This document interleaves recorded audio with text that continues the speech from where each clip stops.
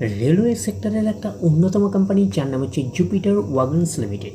Jupiter ওয়াগনসের হচ্ছে আমরা ফান্ডামেন্টালসটাকে নিয়ে অ্যানালিসিস করব, দেখবো যে কোম্পানিটা ফান্ডামেন্টালি কতটা সাউন্ড রয়েছে। তো কোম্পানিটা এখন ট্রেড করছে 251 টাকায় এখন ট্রেড করছে। আমরা যদি চলে যাই কোম্পানিটার মার্কেট ক্যাপিটালাইজ কত রয়েছে? মার্কেট ক্যাপিটালাইজ হচ্ছে অ্যাপ্রক্স 10,700 কোটি টাকার রেঞ্জের মার্কেট ক্যাপিটালাইজ। অর্থাৎ এই কোম্পানিটাকে আমরা মিড ক্যাপ টাইপের কোম্পানি হিসাবে কিন্তু কনসিডার করতেই পারি।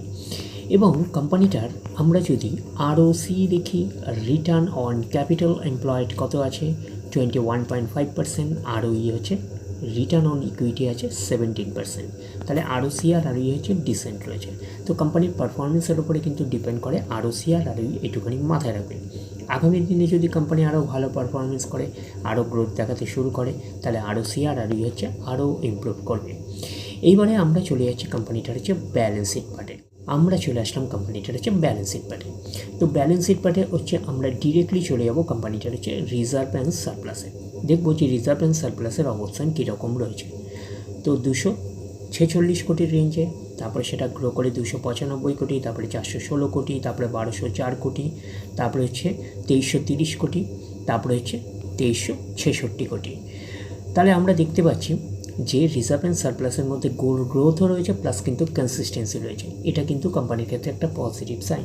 তো এটা থেকে একটা আমরা ওভারভিউ পেতে পারি যে নেট প্রফিটের মধ্যেও কনসিস্টেন্সি প্লাস গ্রোথ থাকার পসিবিলিটিস অনেক অংশে রয়েছে।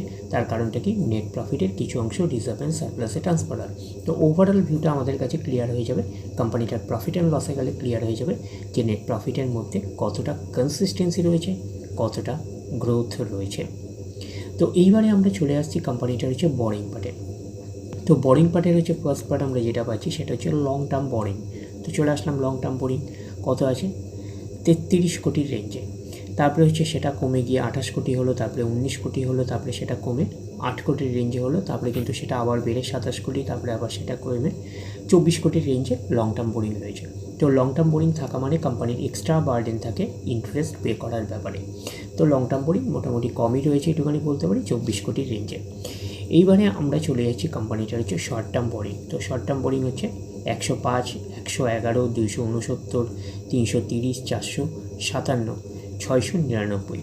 তো শর্ট টার্ম বোরিং হচ্ছে ফ্ল্যাকচুয়েটিং ম্যানারে থাকে, প্রতি বছর আপস অ্যান্ড ডাউনস করে। তো আমরা শর্ট টার্ম বোরিংয়ের থেকে বেশি যেটা গুরুত্ব দিই সেটা লং টার্ম বোরিংকে। তো লং টার্ম বোরিং হচ্ছে 24 কোটির রেঞ্জে। এইবারে আমরা চলে যাচ্ছি কোম্পানিটার হচ্ছে ক্যাশ অ্যান্ড ক্যাশ ইকুইভ্যালেন্ট পার্টে। দেখবো যে ক্যাশ অ্যান্ড ক্যাশ ইকুইভ্যালেন্টের অবস্থান কীরকম রয়েছে। তো চলে আসলাম ক্যাশ অ্যান্ড ক্যাশ ইকুইভ্যালেন্ট পার্টে। কত আছে? 71 কোটি, তারপরে হচ্ছে 69 কোটি, 167, 213, 594, তারপরে হচ্ছে 526 কোটির রেঞ্জে ক্যাশ অ্যান্ড ক্যাশ ইকুইভ্যালেন্ট রয়েছে। তো কোম্পানিটা মিড ক্যাপ টাইপের কোম্পানি। তো মিড ক্যাপ টাইপের কোম্পানি হিসাবে ক্যাশটা ঠিকঠাকই রয়েছে বলতে পারি, এইটুখানি 526 কোটির রেঞ্জে। আর কোম্পানিটার হচ্ছে শর্ট টার্ম বোরিং রয়েছে। তো শর্ট টার্ম বোরিং ন্যাচারাল ব্যাপার, আমরা জানি যে ফ্ল্যাকচুয়েটিং ম্যানারে থাকে, প্রতি বছর আপস অ্যান্ড ডাউনস করে। তো শর্ট টার্ম বোরিং অ্যাপ্রক্স বলতে পারেন 700 কোটির রেঞ্জে, আর লং টার্ম বোরিং কমই রয়েছে 24 কোটির রেঞ্জে বলতে পারি।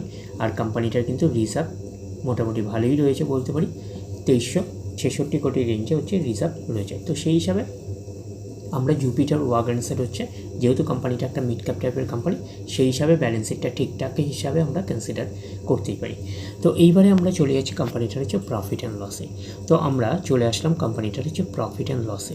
তো প্রফিট অ্যান্ড লসের হচ্ছে আমরা ডিরেক্টলি চলে যাবো কোম্পানিটার হচ্ছে নেট প্রফিটে। দেখবো যে নেট প্রফিটের অবস্থান কীরকম রয়েছে। তো আমরা চলে আসলাম কোম্পানিটার নেট প্রফিটে। 53 কোটি, তারপরে সেটা কমে 50 কোটি, তারপরে সেটা আবার গ্রো করে 121 কোটি, তারপরে সেটা গ্রো করে 331 কোটি, তারপরে সেটা আবার গ্রো করে 380 কোটি, তারপরে সেটা একটা ডাউন পারফরমেন্স করে 241 কোটি। তো লাস্টের আমরা যেই পার্টটা পাচ্ছি সেটা হচ্ছে 241, তার মানে ওটা কিন্তু বছর কিন্তু কমপ্লিট হয়নি, এটুখানি কিন্তু মাথায় রাখবে। তো এই বছরের মধ্যেই চলছে ফাইন্যান্সিয়াল ইয়ারে, এটুখানি মাথায় রাখবে। নাহলে কিন্তু ওভারঅল আমরা বলতে পারছি যে নেট প্রফিটের মধ্যে আমরা কী পাচ্ছি, একটা কনসিস্টেন্সিও পাচ্ছি, প্লাস কিন্তু একটা গ্রোথও পাচ্ছি বলতে পারি। তো শুধু এই জায়গাটা একটা স্লাইটলি ডাউন পারফরমেন্স করেছে, নাহলে কিন্তু ওভারঅল আমরা বলতে পারি যে নেট প্রফিটের মধ্যে কিন্তু কনসিস্টেন্সি রয়েছে প্লাস কিন্তু গ্রোথ রয়েছে। তো আমরা রিজার্ভ অ্যান্ড সারপ্লাস থেকে একটা আমরা ওভারভিউ পেয়েছিলাম যে নেট প্রফিটের মধ্যে কনসিস্টেন্সি প্লাস গ্রোথ থাকার পসিবিলিটিস রয়েছে। তো নেট প্রফিটের মধ্যে কনসিস্টেন্সি প্লাস গ্রোথ দুটোই পেয়েছি।